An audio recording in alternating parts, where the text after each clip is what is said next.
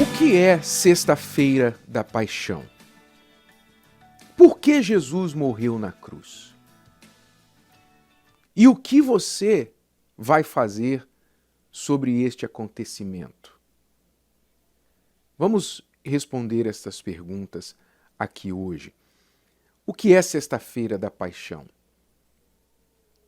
O que Sexta-feira da Paixão não é, primeiramente, você tem que entender que não é um feriado para você se entristecer e ficar amuado, com o coração triste, quase que se forçando a se entristecer por uma motivação religiosa, ao lembrar que Jesus morreu na cruz há quase 2000 anos. Não é para você ficar seguindo religiosidade, rituais, para que você então, num dia como hoje, não coma carne e troque pelo peixe. Se bem que nos dias atuais eu creio que muita gente não vai ter nenhum problema de não comer carne e muito menos peixe, considerando a situação econômica do nosso país. Mas não é para você deixar de comer carne, para você comer peixe, você não limpar sua casa, ficar triste e assistir a um filme da Paixão de Cristo na TV. Isso não é Sexta-feira da Paixão, isso não é Sexta-feira Santa. Você vê que, ao longo dos séculos, a humanidade, ajudada, obviamente, pelo mal, foi trocando, foi perdendo o real significado das coisas e trocando o significado delas por outros. Como, por exemplo, Páscoa, para muitos, é sinônimo de ovos de chocolate. Coelho e ovos de chocolate. Assim como Natal, que nunca foi uma comemoração bíblica de qualquer forma, mas supostamente se comemora o nascimento de Cristo, virou um feriado para ganhar presentes e Papai Noel. Então, ao longo do tempo, as pessoas vão perdendo o significado das coisas e por isso elas são tão vazias de Deus, pela falta de entendimento, falta de conhecimento. A fé só vem quando você ouve a palavra, entende a palavra. E por isso há tanto trabalho do mal para que você não ouça a palavra e que você não entenda, para que você então não creia. E não crendo, você não terá vida em você mesmo. Ora, se Sexta-feira da Paixão não tem nada a ver com isso, com essas tradições religiosas, então o que é de fato a Sexta-feira da Paixão? Para quê? Vamos manter a coisa bem fácil aqui. Jesus morreu na cruz para resolver o problema que todo ser humano tem, mas ninguém consegue resolver. Esse problema chama-se morte.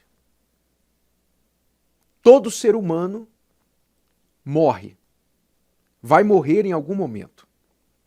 Todo ser humano vai chegar a um momento da sua vida, seja na idade jovem, mediana ou velha, seja de doença, por acidente, o que for, ele vai morrer. Não se conseguiu ainda resolver o problema da morte. Jesus morreu na cruz para resolver esse problema, definitivamente. Eu vou ler aqui o texto sagrado para você entender como que a morte entrou na humanidade. Quando Deus criou o homem, ele não criou o homem para morrer. Ele criou o homem para viver como ele, eternamente. Mas veja como a morte entrou na humanidade. No livro de Romanos, capítulo 5, versículo 12, diz assim: portanto, como por um homem entrou o pecado no mundo, o primeiro homem, Adão, e pelo pecado a morte, então já sabemos como a morte entrou no mundo. Pelo pecado. O pecado trouxe a morte. O pecado é a desobediência. O pecado é você fazer contrário ao que Deus diz. Isso é pecado. É você errar o alvo. Então, pelo pecado entrou a morte, assim também a morte passou a todos os homens, pois todos pecaram. Então, o problema da morte entrou na humanidade por meio da desobediência a Deus. Quando o homem disse não a Deus, ele disse sim ao diabo. Ele disse sim à serpente. E ele negou a Deus. E a partir dali, aquele pecado passou para toda a humanidade. Nós já nascemos com o vírus do pecado no sangue. Isso é um fato. Você vê crianças. Você não ensina a criança a mentir, mas ela mente. Não é? A criança de 2 anos, 3 anos, já sabe mentir. Já sabe enganar. Onde ela aprendeu isso? Por que ela aprende a enganar? É por causa do medo. Você vê que a criança ela mente sem nem ter consciência porque ela está mentindo. Mas o medo de chatear o pai e a mãe faz com que ela minta. Quer dizer, ela já recorre à mentira ao invés da verdade. Então o pecado já está no sangue do ser humano. E por ele veio a morte. Ou seja, para que esta pessoa não viva por toda a eternidade fazendo mal a ela e a outras pessoas, então Deus não permitiu mais que o homem vivesse eternamente. Senão não haveria fim da maldade. Então a morte veio como salário do pecado, recompensa da desobediência. Então, como resolver esse problema? Se todos vão morrer nos seus pecados e sofrer 3 tipos de morte. Quais são os 3 tipos de morte? Quando a gente peca, a primeira morte é espiritual. É aquela morte que faz a gente se afastar do Criador. Quando Adão e Eva pecaram, eles logo foram se esconder de Deus, porque a culpa os afastou de Deus. Quando você erra com a sua esposa, quando você erra com seu pai, com a sua mãe, com qualquer pessoa, você começa a evitar aquela pessoa. Já percebeu? Já percebeu? Você não quer ficar na presença dela, você não quer nem olhar nos olhos dela, porque a sua consciência te acusa. Quer dizer, o pecado separa. Então ele traz essa morte espiritual.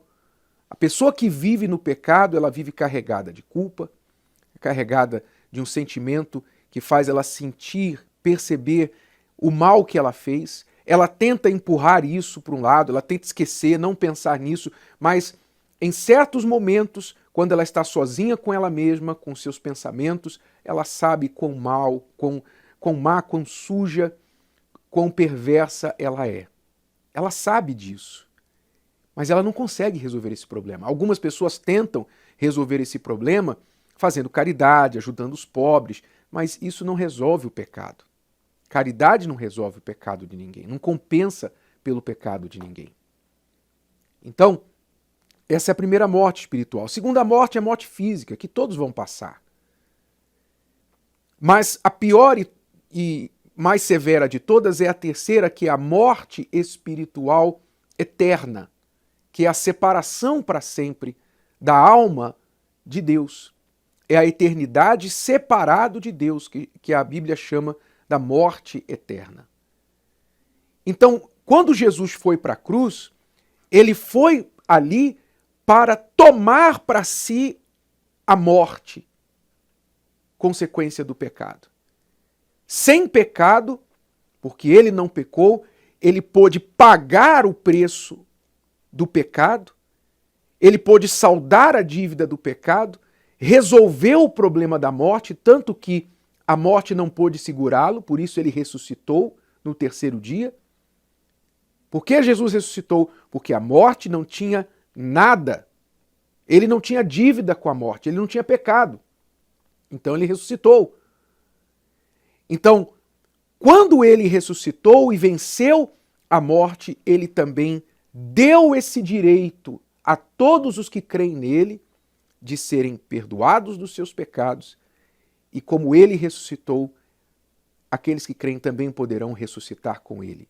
Já no presente, livre dos seus pecados aqui em vida, recebendo a paz, o perdão, livre do pecado, da morte eterna resultado do pecado, depois da morte física. Ou seja, quando aqueles que creem em Jesus morrerem, Jesus disse, ainda que morram, viverão. Ou seja, não passarão a morte eterna, porque ele vai pagar as suas dívidas e levá-los para viver eternamente com ele. Esta é a razão por que Jesus morreu na cruz, para resolver o problema que atinge todo ser humano e que nenhum ser humano pode resolver sozinho. Agora, a última pergunta é, o que você vai fazer com este fato, com este acontecimento? Você pode ignorá-lo. Não acredito nisso. Você pode ignorar. Escolha sua. Você pode ficar apenas sabendo e não fazer nada. Você ouviu, você soube, legal, e não fazer nada a respeito. Então, essas duas atitudes farão de você uma pessoa ainda morta nos seus pecados, quer dizer, você está rejeitando a solução que Jesus trouxe para a sua morte. Você está rejeitando isso. Se você ignora, se você não faz nada a respeito, você está rejeitando. Portanto, você segue morto nos seus pecados e a morte eterna segue sendo um problema para você. Ou você vai abraçar este fato e com todo prazer, alegria, humildade, reconhecimento, arrependimento, você vai se render a ele e falar, meu Deus, eu não sou merecedor do que o Senhor fez por mim. Eu me arrependo dos meus pecados, das minhas falhas. O Senhor morreu, deu a tua vida para me livrar da morte. Eu não quero mais viver no erro, no pecado, como se o Senhor não tivesse feito nada por mim. Eu te agradeço, creio em ti, vou te seguir, vou te obedecer, porque ninguém fez por mim e ninguém poderá fazer por mim o que o Senhor fez para me livrar da morte eterna. Então, esta atitude de viver em obediência e fidelidade a Jesus para sempre é a única e mais sensata resposta que você pode dar a este acontecimento de há quase 2000 anos, que é comemorado na Sexta-feira Santa. Volto à pergunta, o que você vai fazer sobre este acontecimento? Gostou? Que tal ouvir de novo? Ouça quantas vezes precisar, até que este conteúdo faça parte de você. E não se esqueça de dar o seu like, comentar e compartilhar. Até a próxima!